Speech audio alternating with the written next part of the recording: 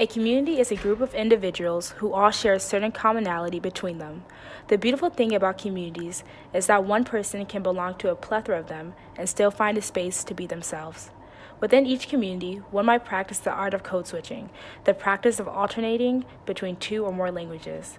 Code switching is a concept that held great relevance to our interviewee's life, Kenyatta Neller. Through Kenyatta's experience of code switching and our own, we were able to identify the need for code switching. An individual may not be aware of it, but their code switching between different communities helps them adapt into that group. A community to me is an environment that supports you and uplifts you in a positive direction.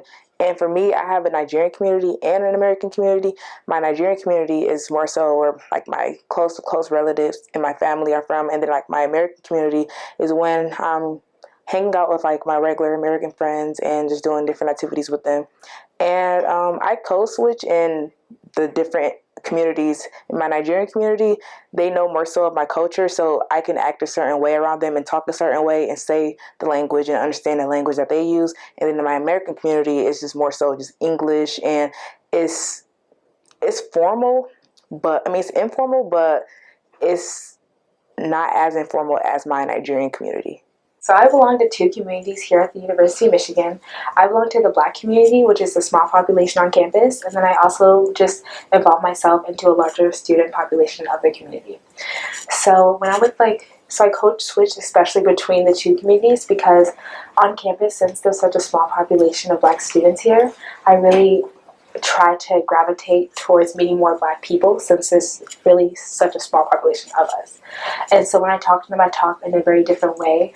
I feel like I could be more relaxed just because it feels like a sense of home and a sense of community, and we all kind of are striving for the same things. And then just as a regular student here, I talk more professionally, I present myself in a different manner, and I think that all has to do with code switching. I have to code switch between the two, and they're both not necessarily bad. It's just something that we have to do in life. And I think they're both important, and they both describe who I am as a person. So my two different communities that I'm a part of is my one back home in my small town. My family were farmers, and so you can kind of get the idea of how small my town is. And then my community here, which is U of M, it's very smart and it's held to a super high standard. So I feel like I code switch. At home, I can just relax and be myself. I don't really have to try to impress anyone. And then here, I feel like I have to be on my game. The only time I can really relax is on the weekends. And so I feel like I code switch in that way from being just relaxed and just more myself. And then in school and in classes, I feel like I have to be on my game. And what community means to me, it's just people who are willing to support you whenever you do. It's not necessarily a place because I have my community back home, but just to me, community is friends and family and the people who just surround you.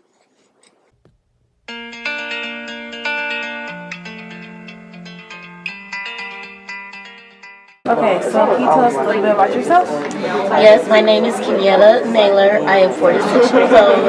I have 3 children, 27, 25, and 13. I was born here in Ypsilanti, Michigan. I am still a student, getting my bachelor's degree at Eastern, and I am a director, part-time actress, and performer because I write songs too. So I would say I'm a performer, an artist.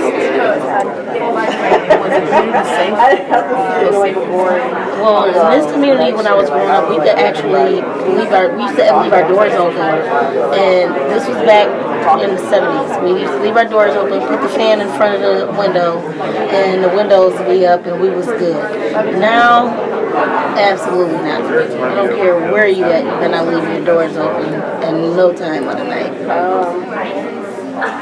If we had one word to describe community then, now, what would it be?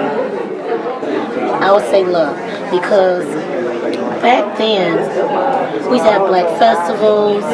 We had 100 houses that people would actually do at their houses, and we in our community we knew about it. Even if it was somebody was late on their rent, they used to have rent parties. say somebody was getting eviction notice, they would actually have rent parties in the community that would come over and just bring money and donate money to whoever needed that. Like you don't get that kind of love today. And can you talk a little bit more about your acting career when you were younger and somehow? Acting, I would say I've been acting my whole life. My grandmother actually gave me my first acting lessons when I was like 4 years old. So because I was raised here, but I also grew up in Leland, Mississippi, where my parents are from. So every summer they would let me go spend the summer with my grandparents. And when I got down south, my grandmother, she used to say KK, because my nickname is KK. My initials, Kenyatta Karina. So she said, KK, we going this so good, you better act like you got some sense. And I knew exactly what she meant, because when we was down south, I couldn't say, hi, how are you, ma'am? I had to say, hey there, how y'all doing? Because she didn't want me to, if I was to say, hi, how are you, ma'am? They say, oh, Miss Kid, where's she from? Come in, let me talk to you good. And my grandma would say, I don't want them white folks up in my face, so you go in here and act like you got some sense. And I go in there and say, hey there, hi ma'am, how they do? Like I was from down south. In her acting community, she learned how to act as different characters within her plays in order to fit the story that was being portrayed.